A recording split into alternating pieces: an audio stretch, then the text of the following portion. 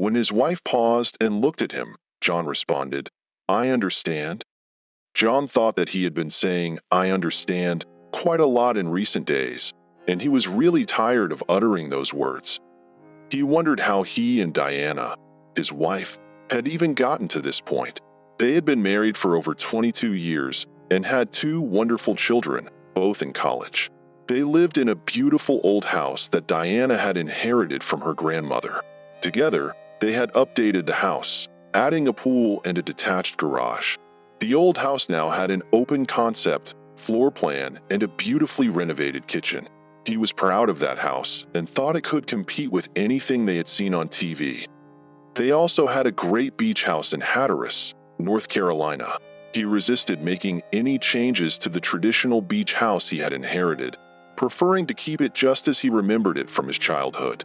It was the site of so many wonderful family memories. John Simon Thomas was now the senior vice president of Central Logistics and was enjoying the fruits of many years of hard work. Diana Anderson Thomas had also excelled in her career. She was a senior client manager at Richards & Sons, a securities firm where she had worked for the past 20 years. He thought they had the perfect home, almost perfect children, wonderful careers, and a happy marriage, until he often said, "I understand." But he knew deep down that he didn't really understand what was happening to his life. Diana fell silent and looked at him. "You understand what I'm trying to say." "I understand." He hoped she hadn't noticed the tally he'd made on the sheet of paper in front of him. He glanced at the paper, 32 marks. In the past 2 days, he had said, "I understand," to his wife 32 times. It was time to put an end to these debates. "So, we finally agreed," Diana said. "I'm going to step outside our marriage just once to experience this."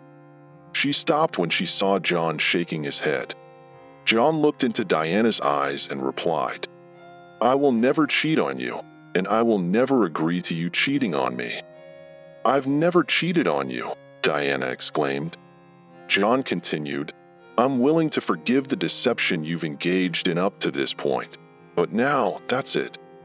"I've never cheated on you," Diana replied defiantly. "Yes, you have, at least in my eyes, and if you're honest with yourself, you know it too. You've had several one-on-one lunches with him. He's met you multiple times at girls' nights and turned those evenings into actual dates. You've had extensive text conversations with him, especially on weekends." John paused and looked deep into her eyes, causing Diana to lower her head. Now, he's booked a high-end room at the Jefferson Hotel and reserved 2 spots for their Sunday brunch. His intentions are clear. You have a bold new dress hidden deep in your closet, a Victoria's Secret bag filled with new lingerie. I assume it's only for his eyes since you kept it hidden from me. Your intentions are just as clear. John paused, waiting for a response that never came. He continued, "I'm going to make this very simple. I want to ensure we both understand what needs to happen. I'm offering 2 options. This Saturday morning, I'm heading to the beach house. I'll stop for breakfast at Virginia's Diner and then head to the beach. I'd like you to come with me. We can spend the weekend discussing our issues and see if we can save our marriage. It would be nice if you returned the lingerie you bought for him and picked out something for us to enjoy together." John paused, trying to gauge Diana's reaction. Once again, he couldn't read her thoughts, something that had never been an issue until recently. "Your other option is to go ahead with your plans for Saturday. Meet David Summers at the Jefferson Hotel, have a nice romantic dinner at the restaurant, dance at the club, and return to the Jefferson to complete your affair." "Look at me." She slowly raised her head. "You can continue with your plans. You won't need my permission because the moment I leave without you on Saturday morning, our marriage will be over." Diana stared at John in shock. How did he know about their weekend plans? She slowly began to speak. Before she could say a word, John added, "In case you're wondering, I have friends where you work. You have coworkers who care about you. And lastly, David Summers doesn't have any real friends at all." Diana paused as she realized what John had just said to her. Then she tried to go on the offensive. I have been a faithful wife and partner to you for 22 years. No, you were a faithful wife for 21 years and 10 months. You've been cheating on me since your first lunch with David Summers. I never cheated on you, Diana pleaded. You've already had sex with him, John began to say. Diana jumped up and interrupted him. I have never cheated on you. With a sadness that surprised Diana, John continued, I've seen the betrayal in your eyes. The eyes that were always locked on mine when we made love. The eyes that now close. The face that turns away from my gaze in bed. How many times were you with him in your mind while we were making love? John laughed sadly. We used to fantasize about threesomes with another woman or another man. I guess you've already brought that fantasy to life.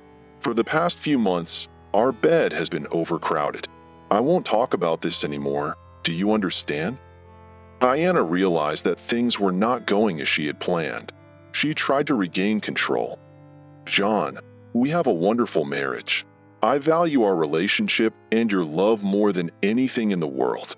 We've raised 2 amazing children together. We have great careers, and if we stay on course, we can retire early and truly enjoy life in each other. I have been faithful to you and am ready to be by your side as a loving wife for the rest of our days. I'll give you the rest of my life. I just need 1 day for myself. And 1 night for him, John quickly replied. Diana lowered her eyes and shook her head, then looked at John. I could have just gone behind your back. I could have lied to you, but I wanted to be open and honest with you. I thought that after all these years, you would understand. John responded just as quickly, I understand, and as for lying and going behind my back, that's exactly what you've been doing for the past few months. You've been going on dates with him under the guise of girls' nights. You've had intimate lunches with him, holding hands and allowing his hands to wander over your body, access to which should only belong to me. And worst of all, you've brought him into our bedroom, replacing me with thoughts of him. You've allowed him to intrude on our time with hundreds of messages, not to mention sexting. Diana, I know everything, and how I found out doesn't matter. What matters is that you understand what I'm saying. Do you understand? Diana just stared at him with eyes that he no longer recognized. He sighed quietly, realizing that she didn't grasp what he was trying to convey. John stood up and left the room. He went to their bedroom, brushed his teeth, and tried to sleep, but he knew it would be difficult to fall asleep that night. Diana sat still for a few minutes. Finally, she moved to the couch, picked up her phone, and called her friend Janice. When Janice answered, Diana said, John knows everything. He knows about David and our plans for this weekend. Janice replied, That doesn't sound good. Please tell me you're going to cancel it. Diana quietly responded, I don't know how I can. I promised David, and he spent so much money on this weekend. Janice quickly replied, You made promises to John before. In case you've forgotten, I haven't. I was your bridesmaid. Summers can cancel everything, and it won't cost him a penny. And in any case, that's no excuse to cheat on John. I'm not cheating on John, Diana repeated once more. You are cheating, Janice replied. When I told you about what George and I did, I tried to make sure you understood that I would never have done it without his permission. Besides, I told you that we chose the man together and made sure it was someone we'd never see again. I told you we did everything the right way, yet we still have issues we're trying to work through. You, on the other hand, have decided to sleep with a coworker and are trying to justify it. Now Janice was pleading, Please, forget about this plan. Stop seeing David, get on your knees, and apologize to John. Diana softly responded, But I need this. I really need to experience another man just once more in my life. David is a good guy, and the women at work say he's great in bed. A good guy wouldn't sleep with a married woman, Janice stated. Think about what you're risking just to become another notch on his bedpost. I won't be just another notch on his bedpost. He's attentive to me. Janice wanted to scream into the phone. Don't you understand that makes it even worse? I met David at our girls' night out. He's a nice-looking guy, but he's nowhere near the man John is. You have to see that, right?" "I understand," Diana whispered. Janice pleaded, "Please, think long and hard about your decision. This will affect everyone you love for the rest of their lives." Diana quietly said, "I thought you would understand. I thought that, more than anyone else, you would understand why I need to do this." Janice tried to reach her friend one more time. "Diana, the problem isn't that I don't understand. The problem isn't that John doesn't understand. The problem isn't that your kids, your parents, or your friends won't understand. The problem is that you don't understand. I'm begging you not to do this." Diana responded in a determined voice, "Well, John knows what I've done up to this point, and he hasn't stopped me. He won't like it, but he'll let me do it. He'll understand how important this is to me. And now I need to get some sleep." After finishing the conversation, Janice turned to her husband, George. "She didn't understand a word of what I said. I'm so sorry I told her about our experience." George replied, "I thought we agreed that would stay strictly between us." Janice looked a bit embarrassed. "I needed to talk to someone about the issues we've been having. I never thought it would give her any ideas." George hugged Janice and said, "I know, and I'm not angry. I have to admit, I also talked to John about our problems." Janice lowered her head in obvious embarrassment. "You told John. I can imagine how he reacted. Did he suggest kicking me to the curb or branding me a cheater?" "I thought you knew John better. He asked me a series of questions. My answers to those questions made me think about us. After I finished answering, he said to me, 'You two got into this together. You made the decision together. It turned out to be a big mistake, but you two did it together, and only the two of you can fix it. As long as we continue to stay together and work on our relationship together, everything will be fine.' He made me realize that we were in this together, and we both were trying to fix our problems. That might be the reason we're still married." Janice began to cry, and she quietly said, "That might be the reason we're married, and we might be the reason he gets divorced." George shook his head as he held his wife. "Don't blame yourself if they split up. John is right. If they don't work through this together, they won't stand a chance." Diana slipped into bed and realized that John was still awake. He had turned his back to her, and they both moved to opposite edges of the bed. There were only 2 feet between them, but the distance felt like miles. They got up when the alarm went off and went about their morning routines without saying a word to each other. After Diana left for work, John took a moment to relax and reviewed the list he held in his hands. He had taken today and Monday off from work. John went through every room in the house, photographing each room and its contents. He cataloged the contents of each room and marked the items he wanted to keep. He downloaded all their wedding and family photos from the cloud onto a flash drive. He left their wedding album on the coffee table, unable to bring himself to open it. The apartments he had looked at were nice, but he knew he would miss this house. He would keep all the wonderful memories, but he would miss being here. He would miss the woman he couldn't stop loving and the life they had built together in this home. John then went to meet with Sandra Lewis, who had come highly recommended. The settlement she proposed was very simple and straightforward. Diana would get the house and her retirement plan. John would keep the beach house and his retirement plan. He would pay off her car and all the credit cards. Part of their investment accounts would be set aside for college tuition and $10,000 for each child as a charitable fund, and then they would split the remaining funds 50-50.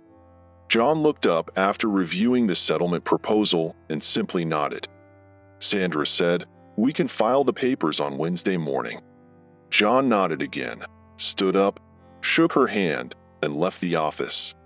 Sandra Lewis realized that her client had said very few words to her since hiring her for the divorce. All their communication had been through email. She sensed sadness and resignation in him. Sometimes she wondered why she chose family law as her specialty. John headed to the bank. He opened a separate account, transferring half of the funds from the old account into his new one. He emailed the form to change his direct deposit to his company's HR department. Later, At home, he would update his payments to go to his new bank account. Then he went to see their investment banker. The banker confirmed that all accounts and transfers would require both of their signatures. John informed him that his attorney, Sandra Lewis, would place a freeze on those accounts the day after Diana was served.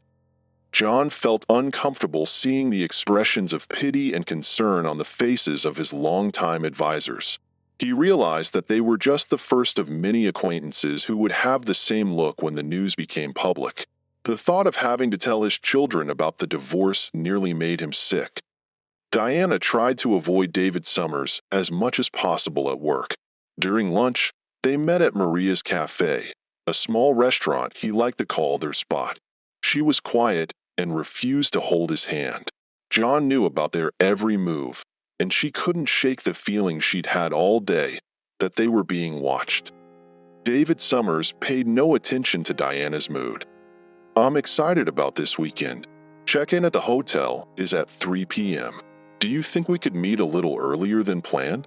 Maybe we could have some fun in the room before going to dinner?" "I don't think so," was Diana's reserved response. Back at the office, Diana tried to get some work done but kept glancing around. She realized that at least one, if not several, of her colleagues might be acting as spies for John. After a couple of unproductive hours, she decided to call it a day and left the office.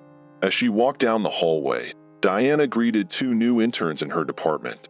She stopped and looked back at them, noticing the distinctive Central Logistics logo on the sweatshirt one of them was wearing. John had completed all the tasks on his list.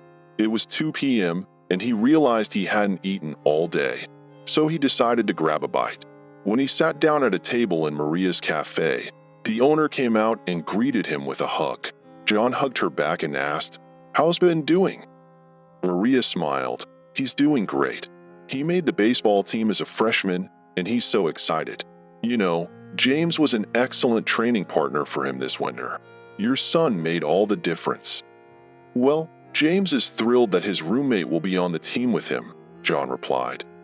Maria sat down next to John and said, "They were here for lunch again today, but things weren't so great in Paradise." Diana seemed very nervous, and of course, Summers didn't pick up on it. "He might be clueless, but he's planning to sleep with her this weekend," John responded, sounding dejected. "Don't be too quick to give up on her. She must be a special woman for you to have been married for so long. She'll realize her mistake, and I just pray it happens sooner rather than later," Maria said. "So, Maryland crab cakes with broccoli?" John smiled for the first time that day. "That sounds perfect, and maybe a beer for a change. Surprise me with one of your light Alesh." Diana came home early and began to put her backup plan into action. She planned to cook John's favorite dinner and then try to talk to him again. It was important to her that he agreed to her one-time date. If he didn't agree to that, she needed him to at least accept her actions. When the crab cakes were baked, she went upstairs and changed. She wanted to look good for him and then planned to meet with Janice and her other friend Lisa for drinks to discuss the important day on Saturday one last time. She took the clothes and Victoria's Secret bags out of her closet and brought them to her car, carefully placing them in the trunk. She didn't want to embarrass either John or herself by showing them in front of him. John came home at his usual time and was surprised to smell dinner cooking. Diana walked into the living room and handed him a bottle of light beer. "Please, take off your jacket and tie and have a seat. Dinner will be on the table in a couple of minutes." John smiled at the sight of the Maryland crab cakes and steamed broccoli she had made for him. He was glad. It was his favorite dish, but for the first time, he realized he would have preferred to eat at Maria's Cafe. At that moment, he would rather be anywhere but home. As they ate in silence, Diana decided to try once more to make him understand why she felt she needed to do this. "John, I love you, and I pray that you understand why." John interrupted her. "I understand. You look very nice today. Are you going somewhere?" "Yes, I'm going to meet Janice and Lisa for a few drinks later this evening, but I'm trying to tell you that I love you, and I'm hoping you'll—" Yes, you're hoping I understand," John said coldly. I really do understand."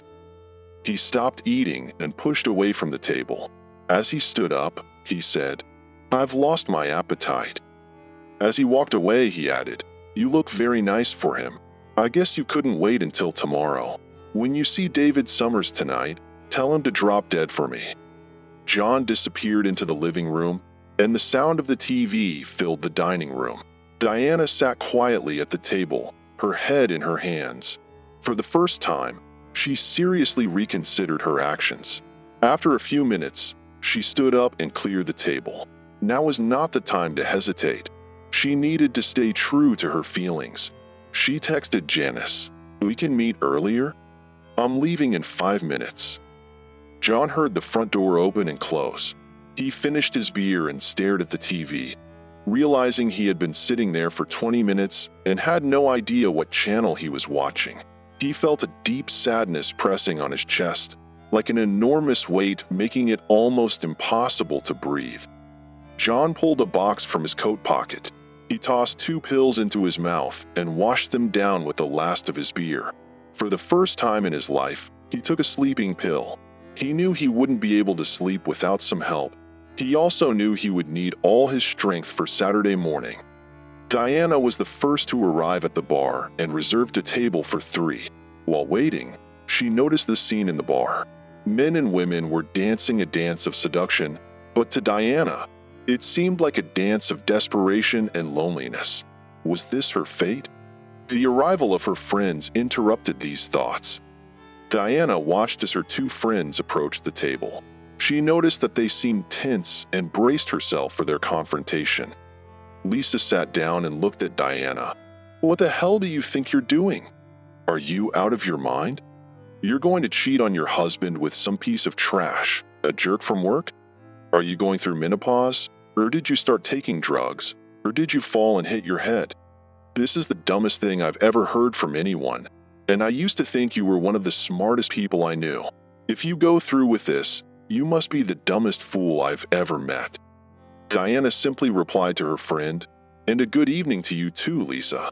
Yes, I'm doing fine. And how about you?" Lisa just stared at her. Diana could see the anger and pain in her eyes. Diana turned to Janice. "Your turn." Janice shook her head. "You know how I feel about this little adventure of yours. I would say more, but I'm afraid I can't be as polite as Lisa." Diana smiled sadly. "You think you could curse better than Lisa?" Janice replied without a smile.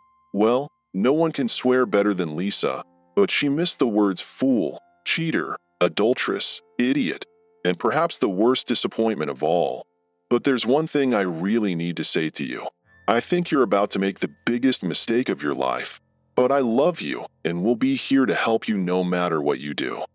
Lisa just shook her head. Damn. What you're planning to do is so wrong and so stupid. But I'll be here for you too. Just so you know, I'll be saying I told you so over and over again." Diana hugged her friends. "Thank you for your love. I know you can't support what I'm doing, but it's wonderful to know that I can count on both of you afterward. You both know that I don't do anything halfway. I've made a commitment, and now I need to see it through to its natural conclusion." Lisa gently pleaded, "Diana, there's nothing natural about cheating, and committing to infidelity is the opposite of what commitment truly means."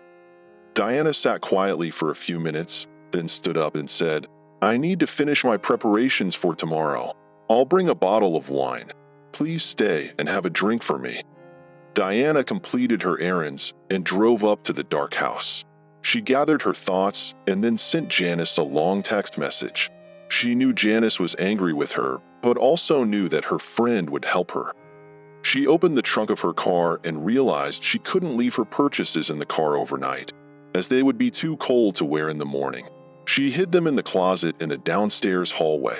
After that, she slipped into bed next to John and tried to sleep. Sleep didn't come to Diana that night. Finally, at 3 a.m., she got out of bed and went downstairs. She saw the wedding album on the coffee table and thought that if John could look at it, then so could she. After going through 2 pages, she closed the album and began to cry. She had to make him understand. At 5 a.m., She gave up on the idea of sleep and went to the bathroom to take a shower.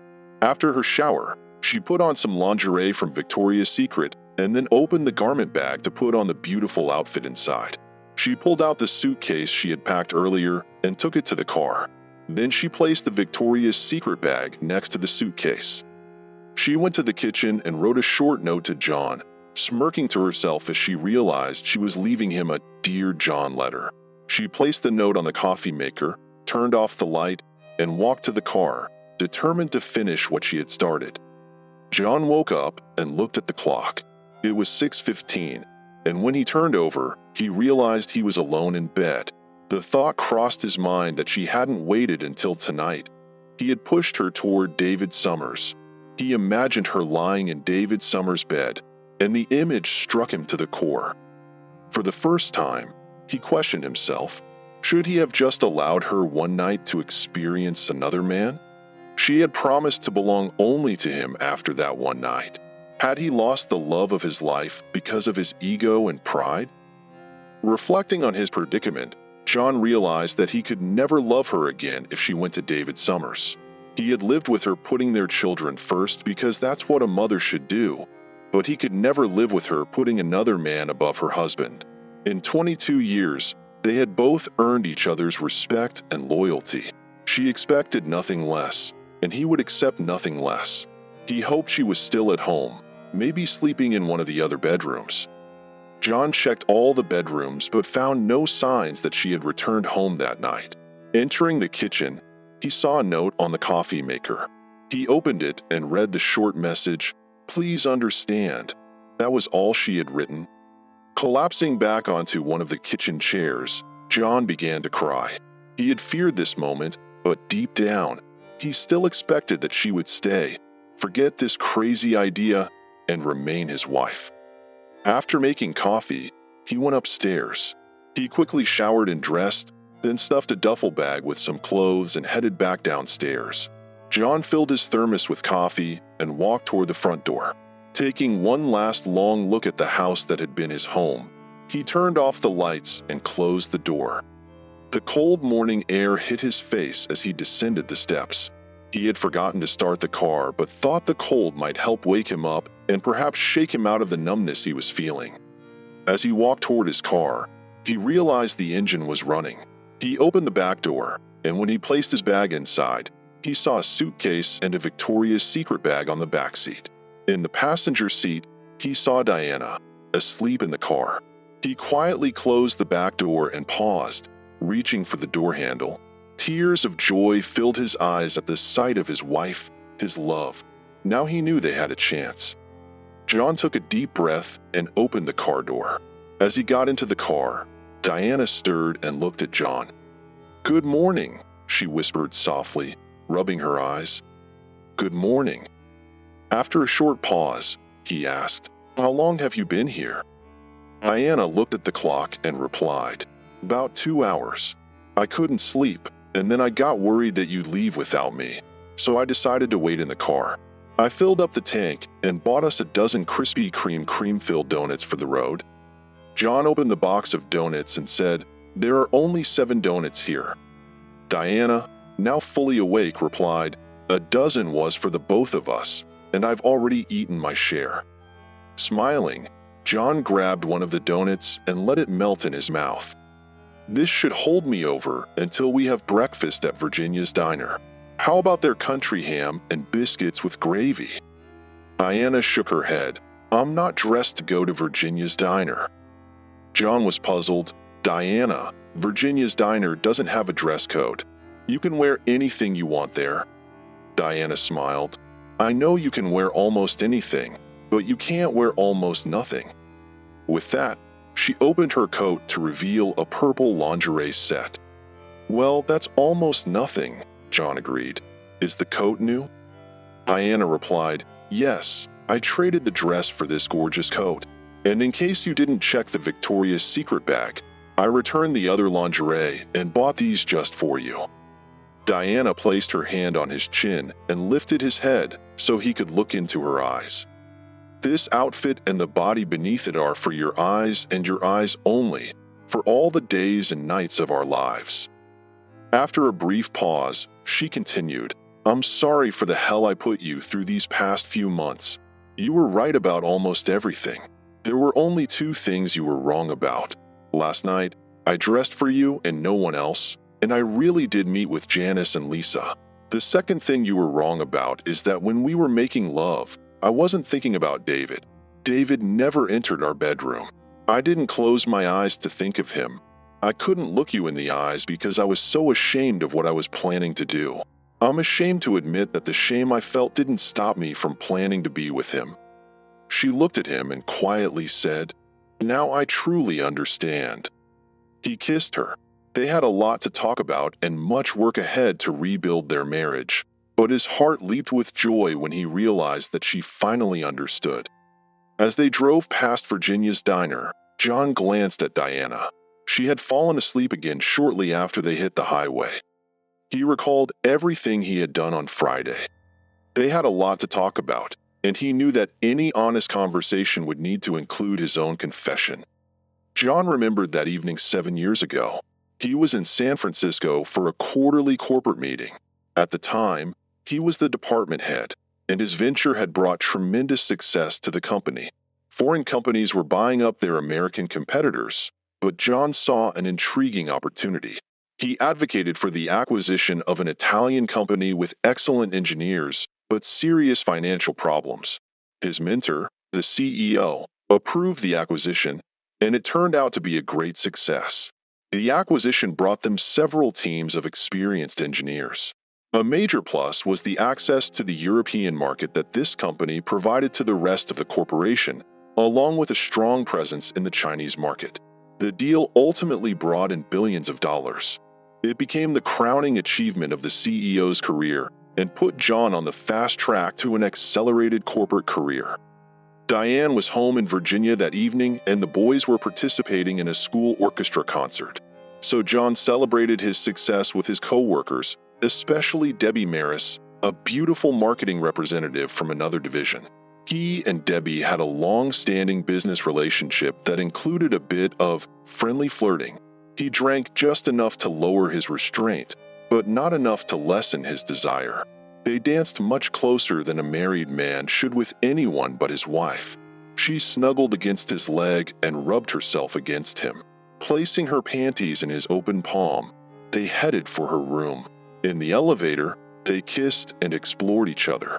He released her breasts and Debbie dropped her blouse and bra to him just before the elevator doors opened, and they quickly headed to her room. He watched as she unbuttoned her skirt and reached for his hand as she stood naked in the doorway. But John couldn't move. He realized that it was physically impossible for him to enter that room. He knew that his desire had left him. For the first time in several hours, he thought about his wife and the wonderful family he had at home. He looked at the beautiful Debbie Maris and couldn't think of a single reason to walk into that room. He stepped back 2 paces and then ran, literally ran, back to the elevator. He went to his room and took a shower, wanting to wash away the scent of Debbie. It was 1 a.m. at their home in Richmond, but he called Diana. He needed to hear her voice. After a few rings, she sleepily answered the phone. John assured Diana that he was okay and that nothing bad had happened, and then he shared the good news. He told her about the success of his venture and the promotion with a huge salary increase. He cried as she excitedly told him how proud she was of him and how she always knew he would succeed. She told him how much she loved him. Through his tears, he realized that he had almost shared one of the greatest moments of his life with the wrong woman. Diana's opinion and happiness were all that mattered to him. As John drove to the beach, he knew he had to tell her. He had to make her understand why he truly understood her feelings. He had been in her place, and that's why he could listen to her and honestly say, "I understand." Once Diana was fully back with her family emotionally, David Summers no longer held any interest for either her or John. David Summers sat alone in Fred Davis's office at Richards & Sons. Fred was the vice president of human resources, and David had been sent to his office as soon as he arrived that Monday morning. He didn't understand why he was there. Sure, he had missed a couple of deadlines recently while pursuing Diana, but he felt confident he could quickly catch up. The meeting disrupted his plans for the morning. He needed to talk to Diana about what had happened over the weekend. Not only had she set him up, but she had also sent two of her friends, Janice and Lisa, to tell him about it. David remembered being terrified of that woman, Lisa. His father had served 25 years in the Navy, but he was nothing compared to how this woman could curse. She had humiliated him right there in the lobby of the Jefferson Hotel. He recalled that even the hotel security seemed too scared to intervene. As he turned to head back to his seat, he froze when he saw the photograph on Fred Davis's desk. It was a family portrait of Fred, his 3 sons, and his smiling wife. Now he knew the last name of the woman who had so thoroughly berated him, Lisa Davis. Now he understood why he was here.